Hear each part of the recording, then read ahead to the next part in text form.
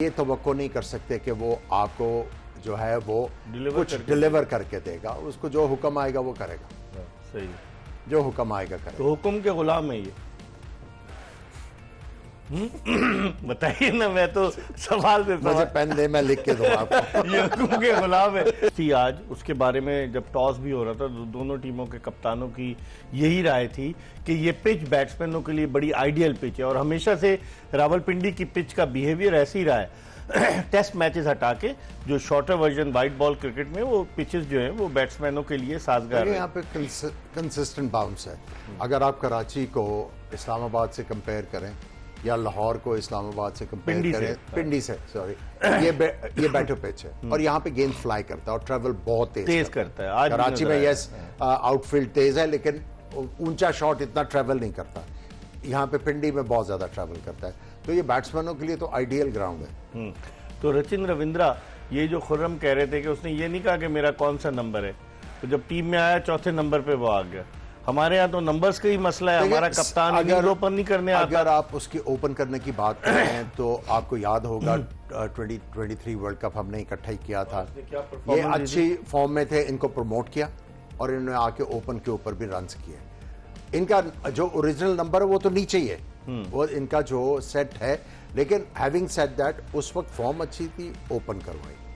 अब चूंकि दोनों ओपनर्स जो हैं वो फॉर्म में हैं तो इनको कहा कि अब आप अपने नंबर पे खेलेगा। और जब खुर्रम ने बात की कि जो मर्जी नंबर हो, अगर आपकी फॉर्म अच्छी लगी हुई है तो आप टीम के लिए डिलीवर करते हैं। और देखें अभी तक जितनी भी क्रिकेट आपने देखी है, जो जो बैट्समैन ज्यादा कामयाब हो रहे हैं वो बड़े तगड़े हैं बैक फुट के ऊपर। वेराज आप पाकिस्तानी बैट्समैनों को देखें, फुटवर्क का हम इस्तेमाल करते हैं, आगे अभी गेंद गिरा भी नहीं तो फ्रंट फुट पे कमिट है जी।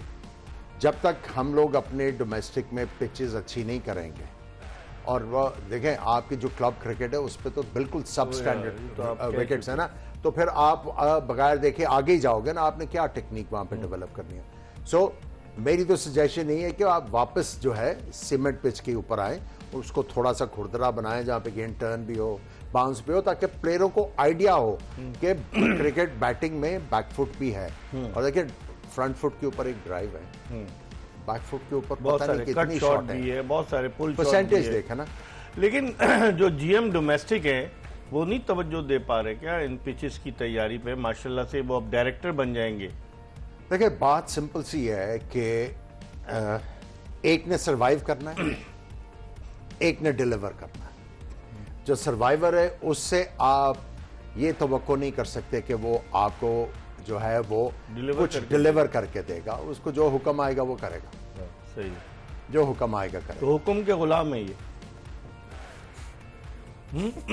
बताइए ना, मैं तो सवाल से मुझे पेन दे, मैं लिख के दूं आपको। ये हुक्म के गुलाम है। क्या कहेंगे? वो आमिर सही कह रहे हैं कि जो हुक्म आएगा वो उसी को यस सर उसी को फॉलो करेंगे ना। देखें कल से एक चीज मैं जो मुस्तकिल कह रहा हूँ ना, ऑनेस्टी, वो हर जगह ये लफ्ज़ फिट होता है।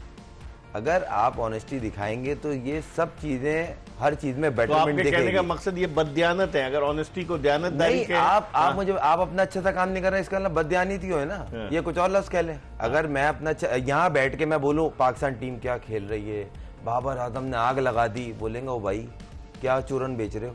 यकीन माने ये लफ्ज होंगे। ये तो आप इतना तो बताएं कि जो दिख रहा है एटलीस्ट उसको अच्छे लफ्जों में एक्सप्लेन करें, ये बेटर कैसे हो सकता है। तो बेटरमेंट की बात हो रही है क्रिकेट की। उन्होंने जो कहा ना सीमेंट क्रिकेट, कराची में बैट्समैन सीमेंट पे मैं बोलता हूँ, मैं खुद अभी भी सीमेंट पे करता हूँ, मगर अब सीमेंट ढूंढने से मिलता है। ग्राउंड तो बहुत दूर की बात है, प्रैक्टिस एरिया में एक पिच होगी, वो भी बस ऐसी होगी, बस कर लो। सीमेंट का कॉन्सेप्ट खत्म। बैट्समैन के लिए बहुत जरूरी होती है। दूसरी बात उस पे बाउंस वगैरह, कट शॉट होता है, बॉल की पेस का बड़ा फर्क होता है। आप पेस पे खेलने के आदी होते हो, और आप जब क्वालिटी प्रैक्टिस करते हो ना, वो मसला नहीं कि आप 5 घंटे कर रहे हैं, 6 घंटे कर रहे हैं, 1 घंटा भी क्वालिटी करेंगे ना, वो काम की होगी। और बिल्कुल सही कहा, इसमें कोई डाउट नहीं, पहले ही कमिट हो जाते हैं, इसमें कोई शक नहीं है कि और आगे से सीमेंट पे नहीं हो सकते। देखिए आप जितना लेट मूव करेंगे ना, आप बॉल उतनी अच्छी रीड करेंगे, क्लोज टू द बॉडी। ये बेसिक है, आजकल की क्रिकेट में बेसिक है। मैं क्रिस गेल के पास गया, सच्ची बात है, मैंने उससे पूछा मुझे कुछ एडवाइस दे। उसने बोला सिर्फ बैलेंस अच्छा हो और जो बॉल खेल रहे हो ना उसके बारे में सोचो। मैं ये करता हूँ और इंजॉय करता हूँ। ये क्रिस गेल कह रहा है, बहुत बड़ी बात है। उसने बेसिक बताया कि बैलेंस अच्छा होना चाहिए। बैलेंस कब अच्छा होगा? जब ना आप आगे जाएंगे ना पीछे जाएंगे। बिल्कुल। तो ये सीखने वाला एलिमेंट है ना। तो जहां तक रही बात, अब दुनिया इंप्रूव कर रही है कि सर्किल में बॉलर्स को लाइन से, लेंथ से हटाना कैसे, उठा के मारते हैं और बड़ी कैलकुलेटेड हिट होती है। मिड ऑफ के ऊपर से, एक्स्ट्रा कवर के ऊपर से बल्ला खोलते हैं दूर वाली बॉल पे, आगे वाली बॉल को हल्का सा स्कूप किया सामने। ये चीज आपको पूरे पिछले 3, 4, 5 साल में जो हमारे टॉप के प्लेयर है ना, जो कंसिस्टेंट खेल रहे हैं, उनमें नहीं दिखी। हम 10 ओवर में किस तरह इंप्रूवमेंट होगी मुझे आप बताएं ना। आप एक प्लेयर, एक तो बोले ना यार वो प्लेयर है इस तरह ऊपर, सलमान अली आ गए, वो शॉट सेट होने के बाद मारता है, एक्स्ट्रा कवर पे छक्के बड़े अरसे के बाद देखने में आया है कि कोई फास्ट बॉलर को पाकिस्तानी बैट्समैन एक्स्ट्रा कवर पे छक्के मार रहा है। ट्राई में उसने मारी, न्यूजीलैंड के खिलाफ उसने मारी, दिख रहा था। वो कमांड से खेलता है ना, मगर वो चीज मिसिंग है। एडवांस क्रिकेट क्या है, सर्किल में ये शॉट्स चाहिए। रोहित शर्मा ने पूरा प्लान किया हुआ था, लेंथ से हटाना कैसे, हल्का सा इसमें रूम बनाया, उन्होंने पीछे किया, उन्होंने सीधी भी मारी, फिर स्क्वायर लेग मारी। अब रोहित शर्मा की कामयाबी का यही राज है कि वो पावर प्ले का फायदा उठाता है, उसमें एग्रेसिवनेस है। वो पावर प्ले में बॉलर्स की लाइन और लेंथ को डिस्टर्ब करता है और फील्डर के सर के ऊपर से स्ट्रोक खेलता है। देखिए, जब आप बड़े प्लेयरों की बात करते हैं ना, बड़े प्लेयर में एक बहुत बड़ा फर्क होता है।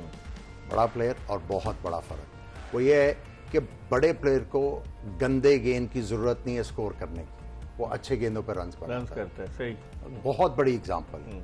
अगर आपने किसी ने अगर जावेद मियांदाद की पुरानी इनिंग्स देखें तो आई थिंक वो तो पूरी कोचिंग मैनुअल है ना। वो क्या करते थे, सेट होने के बाद उसी गेंद को वो इधर ऑफ स्टंप की बाहर जाके वो इधर खेल देते थे, वो अंदर रह के वो इधर खेल देते थे। वो अच्छे गेंदों के ऊपर रन करते थे, इसीलिए 50 की एवरेज रही। और उस वक्त की जो 50 की एवरेज है वो कोई 80 के करीब है आजकल के दौर के। सही। क्योंकि बॉलिंग का जो स्टैंडर्ड था इट वाज अप देयर। सो जब तक, और वो थे बैकफुट के प्लेयर, जब तक आप ये वाले बैटिंग के नुआंसेस नहीं सीखेंगे, ये मुश्किल ही काम है। सही।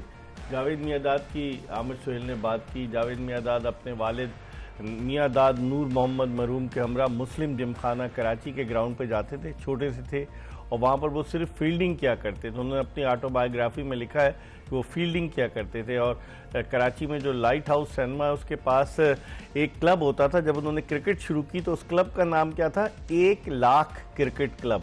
और फिर जावेद मियांदाद लाखों में खेले, 1 लाख क्रिकेट क्लब नाम था। लेकिन one of the greatest batsman produce by Pakistan. इस पर हम मजीद बात करेंगे। प्रोग्राम में एक ब्रेक ले रहे हैं और ब्रेक के बाद जल्दी दोबारा आपको ज्वाइन करेंगे। ब्रेक के बाद एक मरतबा फिर पाकिस्तान के 2 टेस्ट क्रिकेटर्स आमिर सुहेल और खुर्रम मंजूर के साथ जोश जगा दे जीत की धुन एक्सप्रेस न्यूज की स्पेशल ट्रांसमिशन में आपको खुशामदीद कहते हैं।